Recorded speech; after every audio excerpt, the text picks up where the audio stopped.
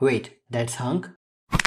Bruh. Capcom just completely redefined the survival horror timeline. The official announcement trailer for the Resident Evil Veronica remake just dropped in the Summer Game Fest 2026 and it is locking us in for a massive 2027 release. While newer fans are hyped for the gorgeous RE engine visuals, lore purists, how aggressively Capcom is changing the canon. They are shifting perspectives, fixing massive narrative gaps, and altering the very fabric of how Claire Redfield's journey begins. Let's look at the absolute biggest revelations hiding in this footage. The trailer starts rainy Paris streets. You're walking into an apartment building in first-person perspective. A sweet old lady opens the door, welcomes you in. Come in. Come in. Takes you to a room and says, yes, your brother stays here. He's a bit messy. It's such a mess again. Think I just cleaned it up a week ago. It's like a boulder rolled through here. Classic Chris Redfield. The man can punch boulders but cannot clean his room. And you look at a desk. It's covered in unorganized case files and notes. This is clearly Chris Redfield's hidden operational base where he was tracking Umbrella in Europe. Cookies on the table, stuff everywhere. The old lady leaves. You're alone in the room now. Then a knock at the door. You walk over, check the peephole, nothing there. You open it anyway, and that's when he grabs you, knife to the throat. And now the camera pulls back and we see it's Claire Redfield. And the guy holding that knife, wait, that's HUNK? We finally meet.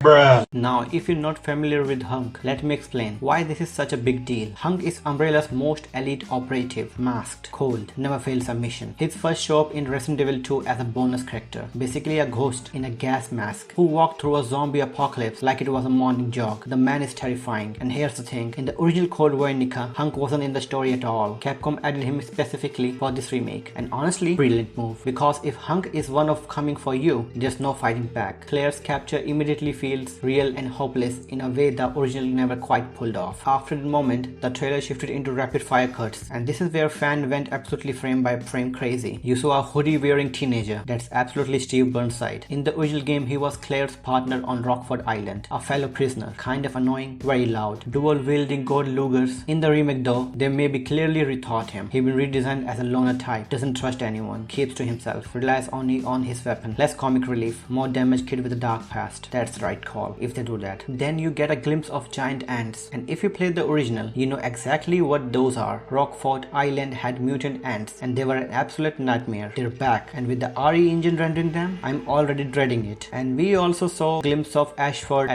the villain of Rockford Island. In the original, he was generally campy, theatrical, over the top. In the remake, maybe Capcom make him darker and more grounded. Also caught his portrait in the estate's main hall, and he's wearing gloves, which wasn't part of his original design, but actually came from an early concept sketch that Capcom never used. The remake team dug and brought it back. That's the kind of attention to detail that makes these remakes so good. And then the locations. Rockford Island is looking stunning. The prison complex, the lobbies, the corridors, all completely rebuilt with the RE engine, volumetric lighting, dense fog, realistic reflections. It's the same island, but it feels genuinely dangerous now. And here's the big question, how much has the story changed? And the answer from this trailer alone is quite a bit, in all the right ways. In the original Code Veronica, the game opened with Claire storming an Umbrella facility in Paris, guns out, action sequence, got captured, ending of opening. Cool moment, but it felt rushed. The remake is doing something smarter. Claire goes to Chris's Paris apartment first. She's looking for her brother. She's vulnerable, alone, not expecting trouble, and HUNK is waiting. It reframes the entire kidnapping from an action set piece into something more personal and terrifying. And then that's what Capcom chose not to show. Chris Redfield, not in the trailer. Wesker, not in the trailer, and many more. But these two huge guys, both of them, are massive part of the original game story. Capcom is clearly saving them for a later reveal, and that's smart because the Chris and Wesker confrontation in Code Veronica is one of the most iconic moments in the entire franchise. One thing that had people talking about the trailer, the first person perspective. The entire Paris sequence is played in first person, and some people panicked thinking the whole game would be like that. Most likely though, this is a toggle option, same as what Capcom did with Resident Evil Requiem. Requiem lets you switch between first and third person person, and Veronica seems to be following maybe that same approach. The original Code Veronica actually had a first person mode you could unlock, so Capcom bringing that back in a bigger way makes that total sense. Expect third person over the shoulder as the main mode with first person as an option. Speaking of Requiem, if you played it, you'll recognize the DNA in this trailer immediately. Same RA engine, same dark atmospheric tone, same approach of making the world feel generally dangerous, because you even see a zombie. Requiem came out earlier this year and set a new bar for what this franchise can do. Veronica looks like it's building directly on that foundation. Quick context for anyone new to Code Veronica: the original came out in 2000, first on Sega Dreamcast, then later on PS2. It picks up right after Raccoon City gets nuked. Claire is still searching for Chris. She tracks Umbrella to Paris, gets captured by soldiers, and ends up on Rockford Island, a remote Umbrella prison complex in the middle of the ocean. And that's where everything falls apart. Zombie outbreak, a psychotic island commander, a conspiracy involving the Ashford family, and an experimental virus called T. Veronica. And eventually Chris shows up for their lives across Rockford Island and an Umbrella facility in Antarctica. It's one of the most story-driven games in the whole franchise, and it's been the missing piece of Capcom's remake lineup for years. RE2 remake incredible, RE3 remake solid, maybe good, RE4 remake masterpiece, but Code Veronica always got skipped. Fans have been asking for this for over a decade, me too,